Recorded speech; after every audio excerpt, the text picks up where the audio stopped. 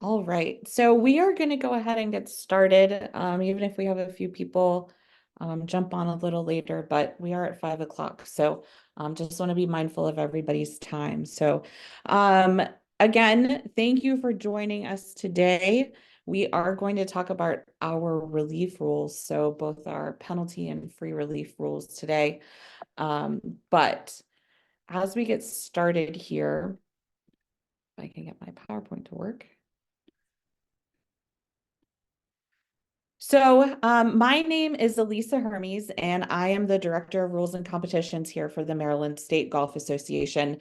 One of the facets of our association is providing rules education for our members. And you are a member because you have a GIN handicap through one of our many member clubs. Whether green grass or maybe you're an E-Club member or you belong to a type 2. So just want to thank you for being an MSGA member.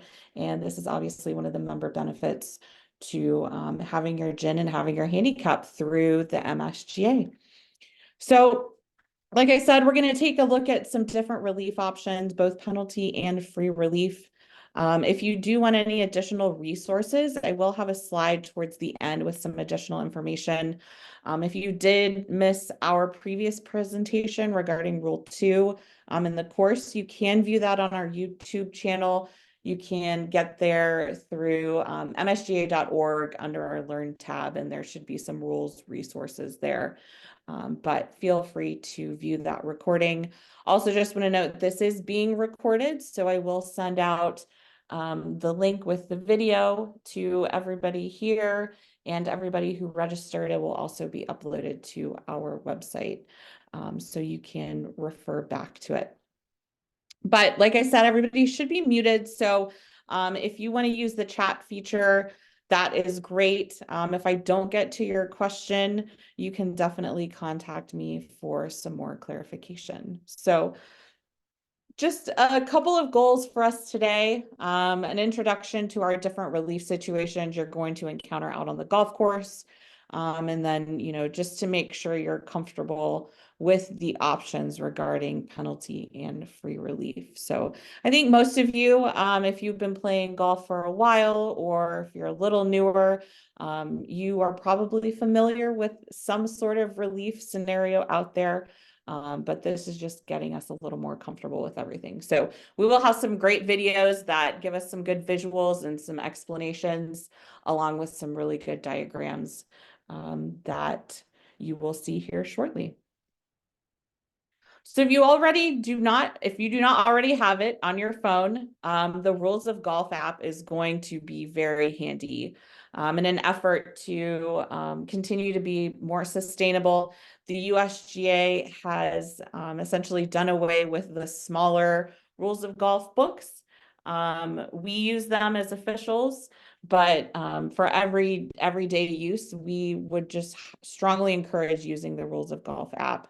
As you can see there with that yellow circle, it's a red icon. You can go to your phone's app store, download it. You're going to click on the 3 dots with the more, you'll go to settings, and you'll want to be in expert mode because this is going to give you the full Rules of Golf and official guide content. And there is a fantastic search feature. So if you, don't remember what we talk about today and you have a lost ball, you'll be able to just type in lost ball and it'll give you your options and where to go within the rules. So it is highly recommended that you download the app. So we're going to get into penalty relief first. We'll start with the not as fun relief options, but we will go over penalty areas, stroke and distance relief, ball, what happens if your ball is lost or out of bounds, a provisional ball, and then finally we will talk about unplayable ball.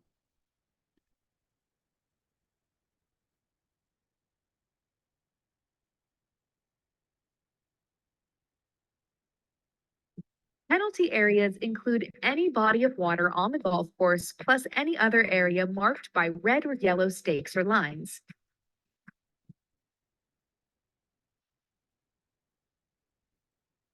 If you happen to find your ball in a penalty area, you can always play it as it lies. Before playing a stroke, it's okay to ground your club, take practice swings that touch the ground, and move loose impediments. If you choose to take relief, the color of the stakes will indicate how many options are available, but all come with one penalty stroke. The first option is stroke and distance, which means you can go back to the spot where you last played. The second is to imagine a straight line from the hole through the point where your ball last crossed the edge of the penalty area and drop on that line behind it. Your ball can roll up to one club length in any direction from where it first struck the course, including forward. You have a third relief option available only if your ball winds up in a red penalty area, which allows you to drop within 2 club lengths of where your ball last crossed into that penalty area, no closer to the hole. There may also be an area marked as a dropping zone that could be available as an additional option.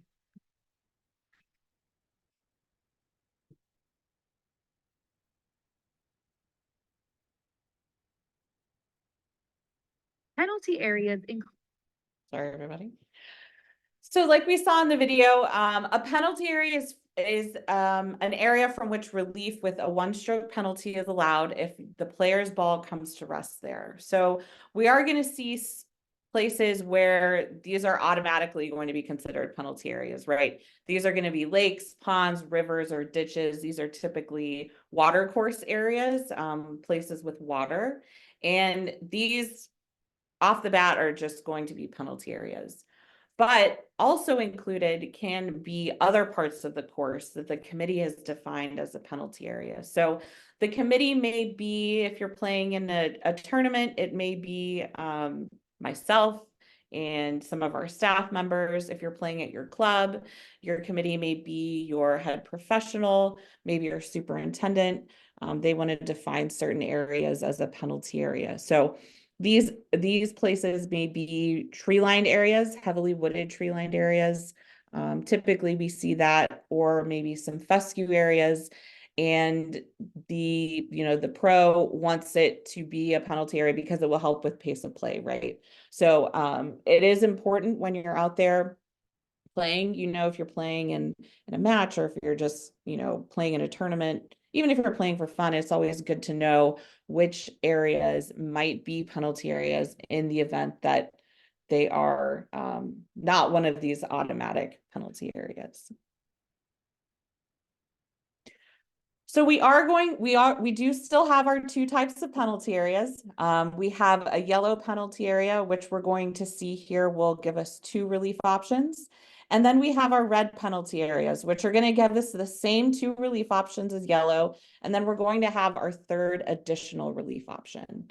So if you are out there and there's a pond and maybe it's not been marked or indicated by the committee, this is going to be defaulted to the red penalty area. So our red penalty areas are going to be the default color. It has to specifically be yellow in order for that penalty area to be a yellow penalty area. So what are our options going to be if our ball is actually in the penalty area? We first need to figure out if the ball indeed is in the penalty area. This was something we touched on when we talked about the course, but when any part of the ball lies in or touches the ground or anything else inside the penalty area, our ball is going to be considered in the penalty area. It is also going to be considered in the penalty area when it is above the edge or any other part of the penalty area. So you can think of this as the line, the edge or the line of the penalty area goes upwards. So it goes directly up. So if it's overhanging, maybe if your ball is in a tree that's overhanging a penalty area, right? It's not on the ground, but it's overhanging that line. So if it's above that edge, then it will be considered in the penalty area. So if the ball is both in a penalty area and in another area of the course, we're going to just see Rule 2.2C in order to find out kind of our order of operations and whether or not it is in the penalty area. So let's say our ball actually is in the penalty area. What are our options going to be? So as always, you can play the ball as it lies without penalty, right? One of the, core concepts of the rules is play your ball as you find it. Play your ball as it lies. So you can always play it without penalty. You'll apply these same rules to the ball in the general area, or you can play a ball from outside the penalty area by taking penalty area relief, which we will find out about here in a minute. So what happens if the player thinks that their ball went into a penalty area, but it is not found?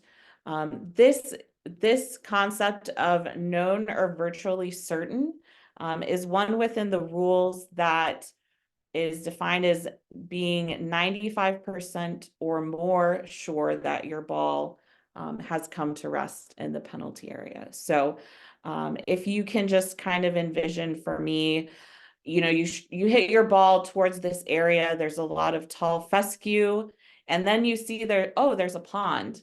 Well, the line doesn't include this really tall fescue area. And you think, gosh, I'm not really sure, I don't know that my ball actually went into that pond. It could be lost in the tall grass. Then in that case, it's not known or virtually certain that your ball went into the penalty area, right? Whereas if you hit it towards this pond, it's all pretty much just fairway cut, and it's low grass, and there's really no other place your golf ball could be, then it's known or virtually certain that your ball came to rest in the penalty area. So if it's not been found, and that's our case, then you certainly may take penalty relief accordingly. And once you've put another ball into play under, this known or virtually certain, or even if you're 100%, you saw it splash, then, you for sure know that it went into that penalty area. But once you put another ball into play, the original ball is no longer in play and must not be played. So if we don't know, or we are not virtually certain that the ball came to rest in the penalty area, then the ball will just be lost. We'll touch on what lost is here in a few minutes, but essentially what you'll do is you'll need to just proceed under stroke and distance, which we will talk about. So you'll go back to where you originally played your golf ball from. All right, so we know for sure our ball has come to rest in a penalty area. Here we're going to see our first option, which is stroke and distance relief. And something that, you can always do is you can always take stroke and distance relief. So you'll play from where your previous stroke was made. As we can see in this diagram, the player played from the fairway, hit it into that yellow penalty area. So then they will just drop their ball, and take stroke and distance, and they'll play from where their previous stroke was made. So that's going to be our first option. Our second option is going to be back on the line relief. So there was a slight change with back on the line relief this year, or in the 23 rules. But what you will need to do is you will drop on the line. You'll keep the point where the ball entered the penalty area and the flag, and you can take it back as far as you would like. So there's really there's no stop with that. Maybe you played your shot from 70 yards, but you weren't comfortable, so that's why you hit it into the penalty area to begin with. And you're more comfortable with maybe 100 yards. So you can just take it directly back on that line and drop it.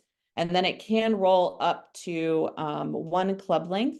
And so again, a club length is the longest club in your bag, not including your putter. So this will vary from player to player.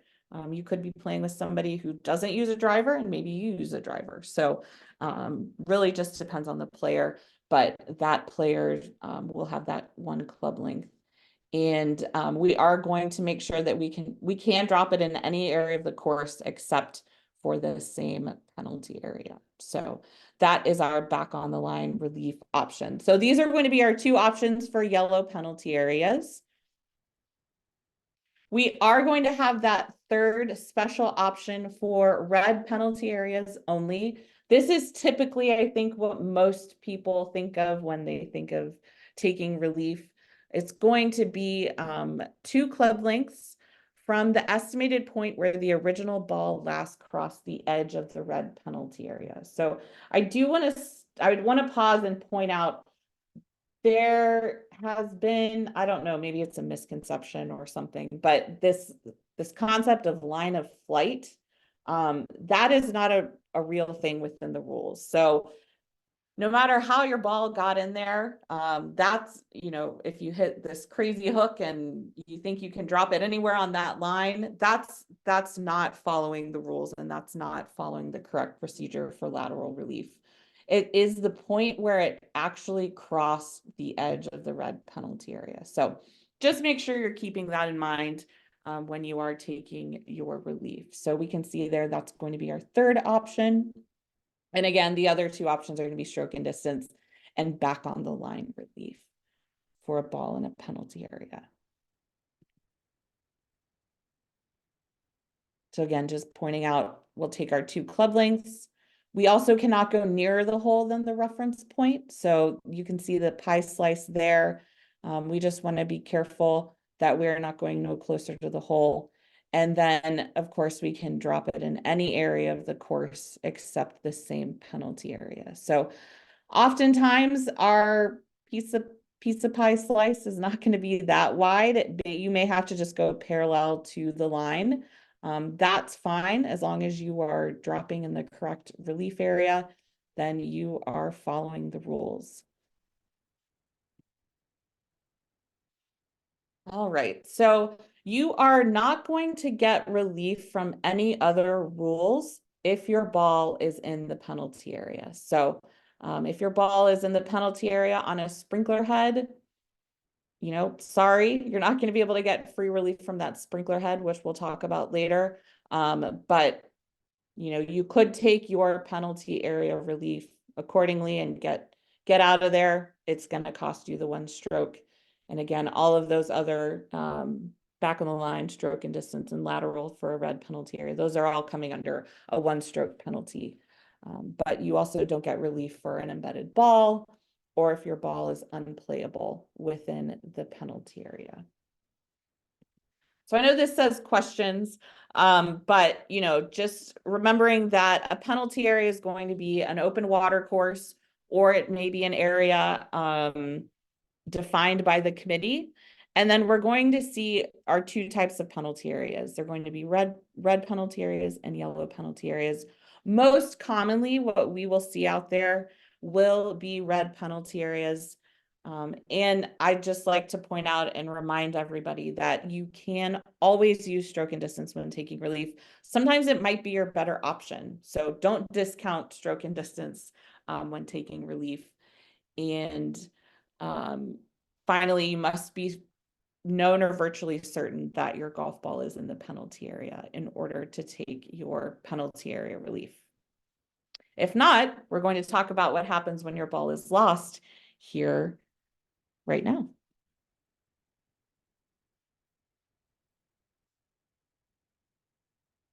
If you hit your ball out of bounds or lose it, it's going right.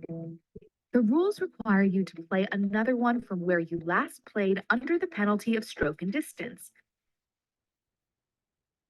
Stroke and distance is your only option for a ball that winds up out of bounds or is lost unless an optional local rule provides an alternative. If you have any uncertainty about your ball being lost or out of bounds, consider playing a provisional ball from your original spot. I think I'm going to hit a provisional because looking for a ball only to have to return to the previous spot can disrupt the pace of play. If your previous stroke was made from the tee, simply tee it up again.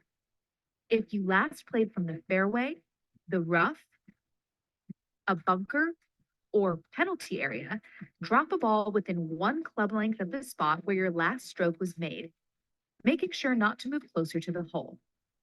If you happen to find your ball inbounds within the 3-minute search time, great. Hey, I found my ball. Can someone pick up my professional ball, please? But if you can't find your ball or it indeed winds up out of bounds, just play on with the provisional. But remember, you're not allowed to play a provisional when the only place your original ball could be lost is in a penalty area. When this happens, you must instead use one of the options under penalty area relief.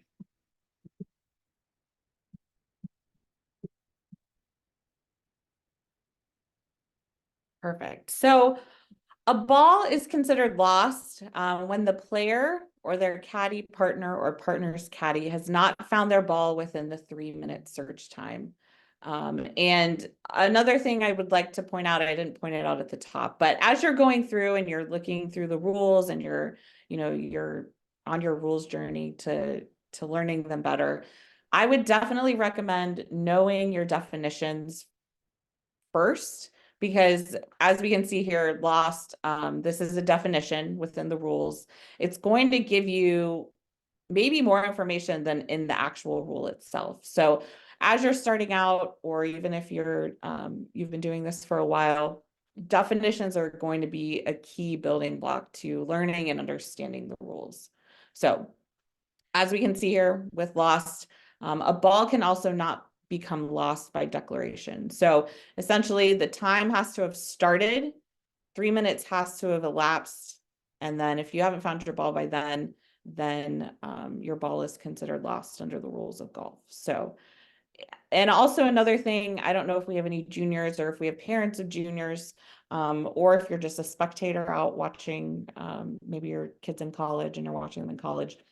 If you're a spectator and you start looking for the golf ball, that clock has not started yet. It has to be the player or the 3 other people listed here on the screen that start looking for the ball first, right when they start looking for the ball. Or maybe you're playing and you have a caddy and they're up ahead for caddying. If they start looking for your golf ball and you haven't even gotten there yet, the time is going to start. So just keep that in mind. When you're out there, if you're spectating or if you're playing, just keep that in mind. So out of bounds, we have here another definition. A ball is out of bounds when all of it comes to rest outside the boundary edge of the course. So the boundary is going to extend both up above the ground and down below the ground. And when stakes are used to define or show the boundary edge, they are boundary objects and they cannot be removed.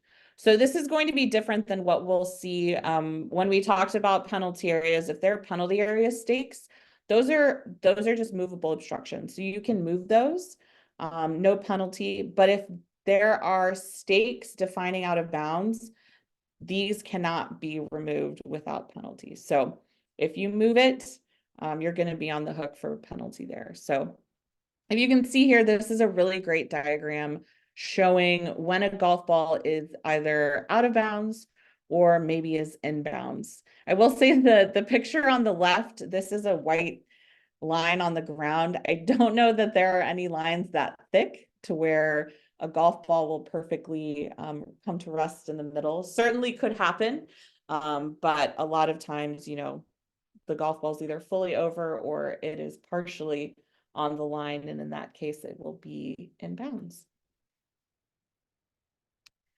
So provisional ball, like we saw in the video, a provisional golf ball is going to be another ball played in case. The ball just played by the player may be out of bounds or lost outside of a penalty area. So that provisional golf ball is not going to become the ball in play until the original ball is lost or out of bounds. So what that means is it doesn't become in play if maybe we've looked for a golf ball and we haven't found it within that 3 minutes, or we go up and we see, oh, that's definitely past the boundary line. My golf ball's out of bounds. Or if the provisional ball is played from a spot nearer the hole than where the original ball is estimated to be. So if we think, oh, I've gone to a point where I'm closer to the hole than where my original ball was, then the provisional ball becomes the ball in play. So I put a little player tip in here. In order to satisfy what the rules see as a provisional ball, you must clearly indicate you are doing so by saying one of these three things. I'm playing a provisional ball. I'm playing a ball under Rule 18.3, or I'm going to play another just in case. So just by saying I'm going to play another, that doesn't satisfy the provisional ball requirement by just saying I'm going to play another, that's great. But using that just in case means just in case I can't find it, or just in case my golf ball is out of bounds. So make sure that you say that whenever hitting a provisional ball. All right, so if a ball is lost or out of bounds, we already sort of touched on stroke and distance relief, but in this case, the player must take stroke and distance relief. We will have an exception, and as you're going through the rules, there are always several exceptions within the rules of golf that keeps us on our toes, but that's okay. A player may substitute another ball under another rule when it is known or virtually certain what happened to that ball. So if, like we talked about with penalty area relief, if we know for sure, or 95% or more sure that the ball came to rest in a penalty area, then we'll proceed under that rule and we'll substitute another ball that way. So that's going to be different than knowing our ball is lost, or seeing our ball is out of bounds and taking stroke and distance that way. And the stroke and distance penalty will be one stroke, one penalty stroke. So if your ball is lost, you're just going to add that penalty stroke to your score. So this is what we're talking about when we're playing a provisional ball and it becomes the ball in play, or if it is abandoned. So we are able to, in order to help with pace of play a provisional ball more than once. So what you can do is you can continue to play that ball. So as long as it is played from a spot the same distance or farther from the hole than where the original is estimated to be. So for example, if I'm playing and, I hit my drive 250 yards, but it is just way offline. I hit this awful hook. It's 250 yards. I don't want to hit my driver again. I just want to take my 5-iron and hit it down the fairway. I know I'm going to be safe. I'm not going to hit it as far, but I can continue to play my golf ball up until that point where I think that my drive might be lost. And then, I can search for my golf ball. So that's kind of that whole pace of play, saving us time by doing so. So when the provisional ball becomes in play, as we can see here, that red circle has changed locations because we have then played a golf ball from closer to the hole than where our original ball might be. And in that case, our provisional ball has become the ball in play. Either we lost it, maybe, it's out of bounds, what have you. So that is when our provisional ball becomes a ball in play. So like we talked about, your ball has to be fully out of bounds in order to be considered out of bounds. So if it's on the line touching the course, then it definitely is in bounds. Always want to play a provisional ball if you think your ball might be lost or out of bounds. Remember though, that we do need to say one of those key phrases. And then, if it winds up being lost or out of bounds, we're just going to take our stroke and distance. If we did not hit a provisional ball, we'll go back to where we originally played from. It'll be a 1-stroke penalty regardless. So, if you play a provisional ball and you wind up not finding your golf ball, you're still on the hook for that 1 extra penalty stroke. But at least that saves you time and you don't have to go back and use stroke and distance. If you are in a spot where you can't or don't want to play your ball as it lies, consider taking relief.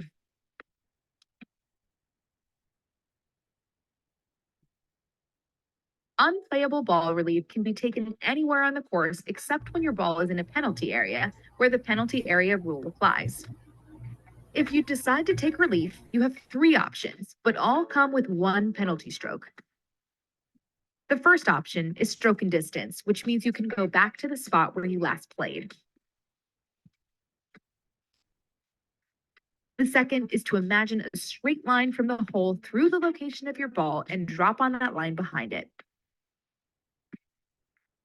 Your ball can roll up to 1 club length in any direction from where it first struck the course, including forward. The third is to drop anywhere within 2 club lengths of your ball, no closer to the hole. In a bunker, you have the same 3 relief options, all for 1 penalty stroke. The only exception is you must stay inside the bunker if using either the 2 club length or back on the line option. There is, however, a 4th option that only applies when you decide your ball is unplayable in a bunker. It allows you to get out of the bunker by going back on the line as far as you'd like and comes with 2 penalty strokes.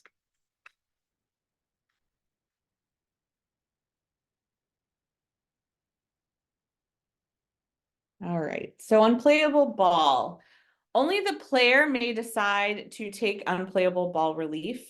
And this may be done anywhere except in a penalty area. So if we're in the penalty area, we're gonna have to take our penalty area relief like we talked about. But again, only the player can decide to take this relief.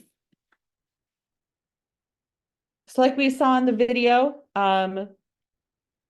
we can take our stroke and distance, which is going back to where we previously played from. We can take back on the line relief, or we could take lateral relief. With those second and third options, so back on the line and lateral relief, you actually have to find your golf ball in that case. So you have to identify or find and identify your golf ball, because that will give us the reference point that you will be able to take your relief through. And again, these are all going to be under 1 penalty stroke. So for an unplayable ball in the bunker, we are going to have our same relief options, except in order to just have that 1 stroke penalty, you will have to keep the ball and drop it in the bunker. So that is going to be the little difference between being in the general area or the putting green. When you're in the bunker, you have to keep it in the bunker. You can, however, take your extra relief option. Say you just really don't like playing out of bunkers. It's going to take you 3 or 4 to get out. So you want to go ahead and just take your unplayable ball, take it out of the bunker.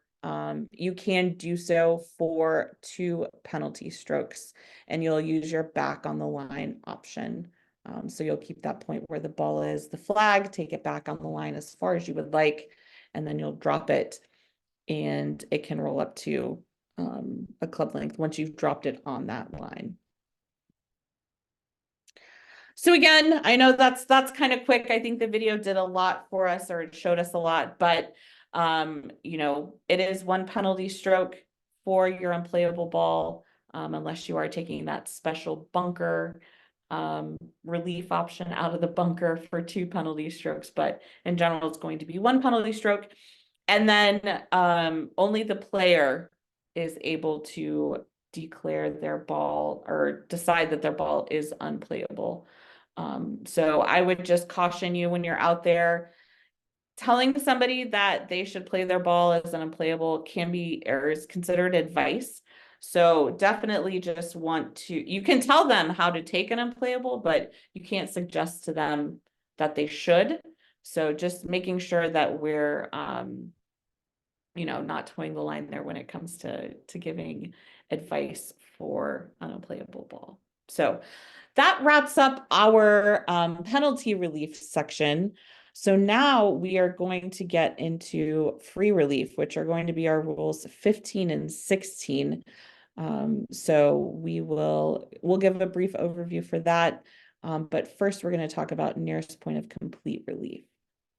The first step in taking relief from conditions such as ground under repair, Temporary water or immovable obstructions is to find the nearest point of complete relief, no closer to the hole.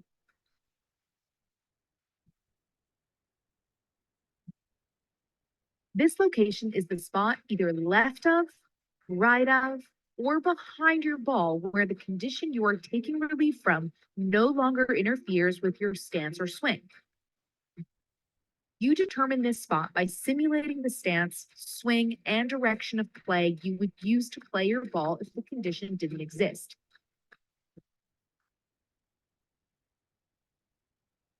The nearest point can change based on a variety of things, including whether you're right or left-handed, your height, or your choice of club. In this case, the player's nearest point of complete relief from the cart path is not to the left in the clear, but rather under the tree. It's good practice to figure out your options before lifting your ball, because sometimes playing it as it lies might be the best choice.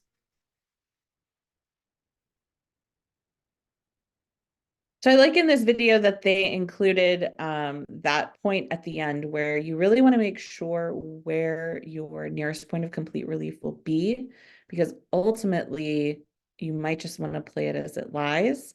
And something we like to say is nearest point of complete relief is not always nicest point of complete relief. So just keep that in mind, because once you've decided to take relief and you've picked up your golf ball, you're stuck with how to proceed, and it may be under a tree rather than in the fairway or in the short stuff. So rule 5, we're going to talk about loose impediments and movable obstructions. And then in rule 16, we're going to talk about an umbrella definition, which houses 4 separate definitions, but is known as abnormal course conditions. And then we will also talk about embedded ball. The 2 fundamental principles of golf are to play the ball as it lies and play the course as you find it. But sometimes you can't do that. Movable objects, either natural or artificial, are generally not treated as part of the challenge of playing the game, and you're usually allowed to remove them when they interfere. Movable obstructions are artificial objects that are easy to move, such as rakes, water bottles, player equipment, and trash cans. These objects can be moved out of your way, even in bunkers and penalty areas. While not required, it's a good practice to mark your ball before moving the obstruction. If your ball moves, there's no penalty. Replace it and play on. Leaves, branches, grass clippings, and other natural objects known as loose impediments can also get in the way of play. Fortunately, you're allowed to move them without penalty, even in bunkers and penalty areas, but there is an element of risk involved. If you cause your ball to move when removing loose impediments, you must replace it and add 1 penalty stroke. However, if this happens on the putting green, simply replace it and play on without penalty.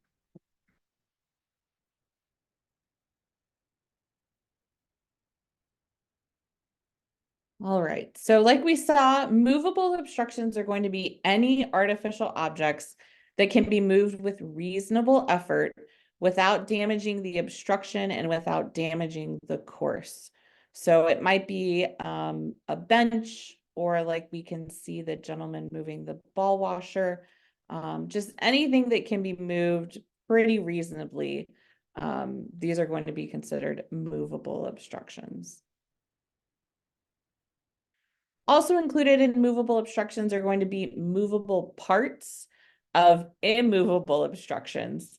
So we can see there, maybe there's a gate in a fence. If it's not locked and you're able to move it, then by all means, this is going to be considered a movable obstruction. We are going to see an exception though, when the movable part is not meant to be moved. It is not considered a movable obstruction. So the reason I said maybe if the gate is unlocked, if it's chain, if there's a chain around it and there's a lock, that means it's not meant to be moved. So you can also see there, maybe there's just some rotting wood. That's not meant to be moved. It's just maybe just falling off or rotting out. So we just want to keep that in mind. So if there's interference from the movable obstruction, go ahead and move it. You can move it without penalty and anywhere on or off the course. If the ball moves, there's not going to be a penalty. And again, we want to replace the ball in the original spot. Like they pointed out in the video, it's a good practice to mark your ball, but it is not required by the rule to mark your ball. But it is a good idea, especially if you think it's going to move, you're going to need to get it back on that original spot. So again, movable obstructions are going to be man-made objects, human-made objects that we encounter out on the course. And then these are going to be things that can easily be moved. So loose impediments, again, this is another definition. These are going to be unattached natural objects. Typically what we're going to see out there are going to be maybe loose grass, leaves, branches, sticks. Worms are considered loose impediments. Excuse me, I know most or a lot of clubs might be going through aeration here in the next few weeks. So those aeration plugs, those are going to be considered loose impediments. So the main difference is when you're out on the course, people have put out movable obstructions, but loose impediments are just naturally occurring objects, and they also have to be unattached. So natural objects are not considered loose if they're attached. So maybe if there was a storm that rolled through and a branch broke off of the tree, but it is not completely removed. It's still attached. This is not considered a loose impediment. If it's solidly embedded in the ground, so, you know, if there's an acorn in the fairway and you cannot pick it out easily, that's not going to be a loose impediment. Or maybe if it's sticking to the ball, oftentimes those will be grass clippings. While they are loose impediments, if it's sticking to the ball, it is not considered loose. We have some special cases. So sand and loose soil are not loose impediments. On the putting green, though, you can remove them. So whether or not your golf ball is on the putting green, if that sand or loose soil is on the putting green, you can brush those away. But dew, frost, and water, these are not loose impediments. So you cannot, you know, brush that away. Especially if you're playing early in the morning with some dew, we're not going to be able to remove that. Snow and natural ice outside of frost are either loose impediments or temporary water. This is going to be at the player's option. And then finally, spider webs are considered loose impediments, even though they are attached to another object. So I really wouldn't dwell too much on these special cases. Maybe focus on the sand and loose soil, but again, we just want to take care that we're not removing these things, and especially the sand and loose soil. If you're removing it on the putting green, that's okay, but everywhere else, we're going to want to leave all of these things alone. And so loose impediments can be removed anywhere on or off the course in any way. So, you know, you could use a towel to brush away some leaves. You could use your hat. You could use your glove. We just want to be very careful when removing these loose impediments. There are two exceptions. So you cannot remove loose impediments where a ball must be replaced, except on the putting green. And then there is no deliberately removing loose impediments to affect a ball in motion. So for that first point, just want to point out, you know, maybe your ball is up against a rake, but is also on top of a leaf. We move the rake, we have to replace that ball on that leaf if that's where it must be replaced. So you can't just move the leaf while you're moving the rake. So that's basically what that means. So just want to take extra caution when we're removing loose impediments in the general area, bunkers, or penalty area. If removing the loose impediment does cause your ball to move, you will receive a one-stroke penalty and you will need to put your golf ball back. So just use caution when you're out there. And also you cannot hold your golf ball while you're removing the loose impediment. So if it's leaning up against a stick, you can't hold your golf ball to remove the stick to make sure your golf ball doesn't move. So we can't get around the rules that way. The two fundamental principles of golf are play the ball as it lies and play the course as you find it. But there are 4 conditions that are not considered part of the challenge when playing the game. These are collectively referred to as abnormal course conditions, and you aren't required to play from them.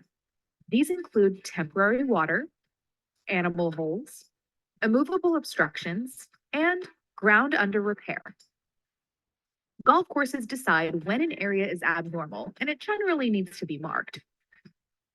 Also, there are certain conditions which are ground under repair by default, such as poles made by maintenance staff and any material like grass clippings or brush piled for removal. If you want to play your ball as it lies from any of these abnormal course conditions, go ahead, but you are allowed to take relief without penalty, and here's how. First, you need to determine the nearest point of complete relief, no closer to the hole where the abnormal course condition no longer interferes with your lie, stance, or swing. It's helpful to mark that spot with a T. Then determine the area within 1 club length, again, no closer to the hole. Drop your ball and play on. To learn more about the nearest point of complete relief, check out that video in this series. Perfect, which was how we got started with our free relief scenarios. So like we saw, there are going to be abnormal course conditions is an umbrella definition for these 4 defined conditions. Animal holes, any kind of animal hole, doesn't have to be a burrowing animal, could be a fox. Ground under repair, immovable obstructions, or temporary water.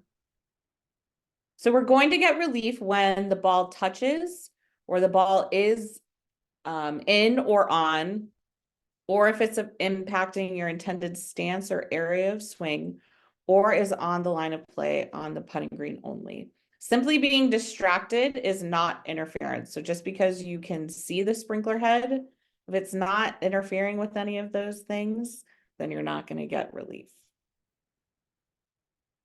So relief is allowed anywhere except when a ball is in the penalty area, when the abnormal course condition is not on the course, or when the stroke or stance is clearly unreasonable. So if you are playing a golf ball that is close to maybe being out of bounds, but it is on the course, but you're standing in a puddle off of the course, that's what that means when you're not going to get relief when the condition is not on the course.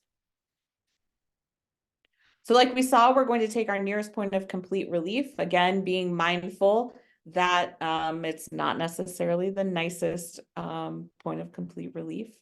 In the general area, this is when we are taking our relief, you'll get 1 club length, no near the hole, and you must take complete relief. So you have to have your full relief when proceeding under this rule. If you are in a bunker, you'll take your nearest point of complete relief in the bunker. Typically, if there's temporary water, it's not going to be this perfect circle. A lot of times it's going to be a majority of the bunker under water. But if that is the case, then you will just take your maximum relief if complete relief is not possible in the bunker. And that just means going to the most shallow part of the temporary water in this case. This is going to look very similar to the unplayable, but I want to make sure that we're not getting the penalties, the penalty assessment confused. So if you are taking relief from an abnormal course condition in a bunker and you want to take it back on the line outside of the bunker, you get 1 penalty stroke. If you are just taking unplayable, like we saw earlier, that's going to be 2 penalty strokes. So this is simply because we're getting relief from an abnormal course condition in a bunker, that the penalty is not as severe, but you can take it outside of the bunker under that 1 penalty stroke. All right, if we are on the putting green, our relief procedure is going to just, we'll go to the nearest point of complete relief and we'll place the original ball or another ball on that spot. And this must be on the putting green or in the general area. So your nearest point of complete relief might be off of the green. If you still, want to play it as it lies, you are more than welcome to do so. So that's why we just want to be mindful of where our nearest point of complete relief might be. So if no complete relief is available, we'll use our maximum available relief as our reference point. And again, this is going to be on the putting green or in the general area. And one way I like to remember how to proceed, whether we're dropping or placing, you can think you're taking your relief from the putting green. Putting green starts with a P. We're going to place the ball, whether or not on the putting green or in the general area. So in the other cases, if you're taking it, just in the fairway, you're just going to drop the ball in that case. So if we're taking relief from an abnormal course condition, you can clean your ball. So it might not necessarily be, ground into repair or temporary water. It could be from a cart path, which is an immovable obstruction, right? So you can clean your golf ball, or you can use the same ball, or you can use a new golf ball in that case. So again, our abnormal course conditions are going to be those 4 conditions. Typically, or a lot of times, it'll be, cart paths that we're dealing with, sprinkler heads, immovable obstructions are typically what we're going to see. If you played on a day like today, you probably had some temporary water out there, so might have that, or, coming up here soon, if there was a lot of cart traffic somewhere, maybe you'll have some ground under repair. So those are going to be our, the main abnormal course conditions that we see. We don't see a lot of animal holes, but those are included in this scenario. So this is going to be our free relief options for abnormal course conditions. So embedded ball, again, if it's been really wet outside or maybe just some soft areas, we might have an embedded ball. So when is it actually embedded? So a ball is embedded when it's in its own pitch mark as the result of a previous stroke, and part of the ball is below the surface of the ground. And like, we want to remember, a ball can only be embedded in the general area. So a fried egg in a bunker, that's not going to be an embedded ball. A plugged ball or an embedded ball in the fairway, totally fine. And we'll see how to proceed here in a minute. So ball is not embedded if it's been stepped on or run over by a cart. We're going to proceed under rule 9.4, rule 9.6. So different rule. If it's been driven into the ground without becoming airborne, if the ball is not going to be embedded if it's as the result of dropping it, or if it is anywhere outside the general area. So what happens if our ball is actually embedded in the general area? We are going to get free relief. So what we'll do is we'll take the reference point, which is the spot in the general area right behind where the ball is embedded. And from there, we're going to get 1 club length. Remember, we don't want to go nearer the hole than the reference point, and we will have to keep it in the general area. So, usually this is what's going, this diagram is a really good example of what you will encounter out there if your ball is embedded in the fairway. But again, spot right behind the ball and you'll get your club length and you'll be able to drop it. We are going to see 2 exceptions to free relief for a ball in the general area. So if the ball is embedded in a sandy area in the general area, we're not going to get relief, or we're not going to get it. We're not going to get embedded ball relief in this case. Or if there's interference from something else that makes the stroke clearly unreasonable, we're not going to get embedded ball relief in this case. And like we saw when taking relief from an abnormal course condition, if your ball is embedded, remember you can clean your ball or you can use another ball when you drop in the relief area. So what happens if your ball is embedded in its ball mark on the putting green? What you'll do is you'll just mark and lift your ball, you'll repair the ball mark, and then you'll replace the ball in the repaired original spot. So you're able to, get that smooth and tap that down. It's essentially just repairing the ball mark and replacing your ball on that spot. So again, we just want to remember that your ball actually has to get airborne in order for it to be considered embedded. And you are able to clean or substitute a new ball when taking embedded ball relief. So we are just coming up here close on the hour. We've covered our different relief topics. I just want to thank you all for taking some time to run through these. We will be sending out some information tomorrow. I know that the folks up at the USGA, they will be putting together a similar presentation for a couple of different rules items. So if you are interested in doing that, definitely would encourage you to check out that email coming, I believe, tomorrow to your inbox from the MSGA. So take a look at that. We do have a couple of questions that I'll get to before our resources. So give me a second here while I read it.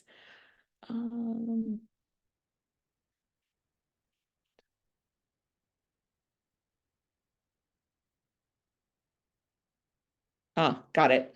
So the question is, if a ball comes to rest, I think you're talking about maybe a bulkhead or maybe where there's like wooden planks around maybe a penalty area.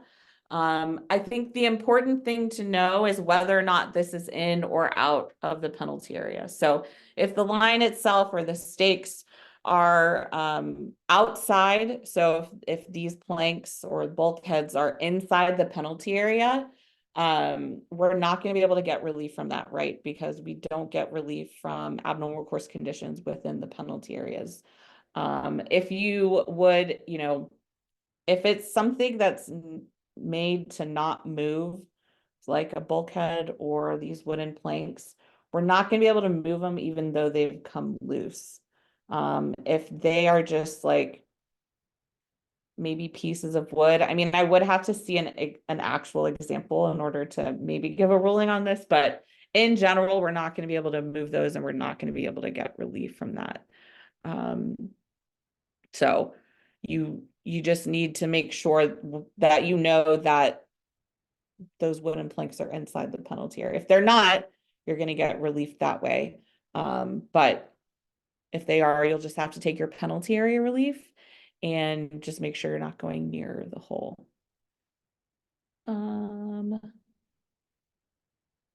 Sorry. Okay. So if you are taking an unplayable, so the question is, if your ball lands to the base of the tree, if you are taking, I think you're asking if you're taking an unplayable ball, because you don't want to, maybe there's a ton of roots, you don't want to injure yourself. So what you'll do is for your lateral relief, you can have your 2 club lengths from where your ball is at rest, and you can go no nearer the hole. It really just depends on which side you want to go. You'll take your 2 club lengths no nearer the hole from where your ball has come to rest. So that's why with that relief option, you do have to find and identify your golf ball. And from there, you'll get the 1 stroke penalty for the unplayable. If you drop it and it's still in the roots, You don't get to redrop it in that case. You can take another unplayable. So just keep that in mind and kind of pay attention to where your ball might actually come to rest when taking that unplayable. So you'll get the 2 club links and then you'll get the penalty stroke for that. And if your ball is up against a stake in the general area, excuse me, so maybe it's just a random stake, maybe it's to keep carts out, or it's a penalty area stake, it's a stake other than an out of bounds stake, you can move that stake. And then I would just encourage you to put it back if it's a penalty area stake or if it's a cart directional stake. If your ball is up against it, that's when you can mark it. You can move it, move the stake. If your ball moves, you'll replace it. If it doesn't move, great. You'll just remove your mark and proceed accordingly. There is, and this is a really good reminder, there is another option which we didn't touch on because the diagram is very confusing, but I would encourage everybody to look at it. It's the model local rule E5 for a ball that has been lost or out of bounds. This is essentially the 2-stroke penalty where you can take it out into the fairway. Again, please visit the app. There is a really good video on usga.org that explains it a lot better than, and it'll show you actual visuals. But it's essentially the one where you can take it out into the fairway. So that is a good reminder. There is a model local rule. We don't use it for our championships, but we do use it for a lot of our 1-days. So just being mindful of everybody's time. Want to include a couple of resources. If I didn't get to your question, definitely feel free to send me an email. I will include my contact information when I send out the recording tomorrow. But as always, usga.org, they have Rules 101, Rules Explained videos, Virtual Rules School. There's a plethora of information, just some really good resources there. And then generalarea.org, there are some good quizzes there. I also forgot to mention within the app, you can take quizzes. So if you feel like just sitting on your couch one night taking rules of golf quizzes, absolutely feel free to do so on the app. But again, thank you for attending today. I hope you got a couple of things out of it. If you would like to just reach out directly to me, feel free to send me an email. You can always call us here at the office and we can definitely explain anything better or clarify anything else. So I hope everybody has a great evening and we will hopefully see you out on the course sometime soon.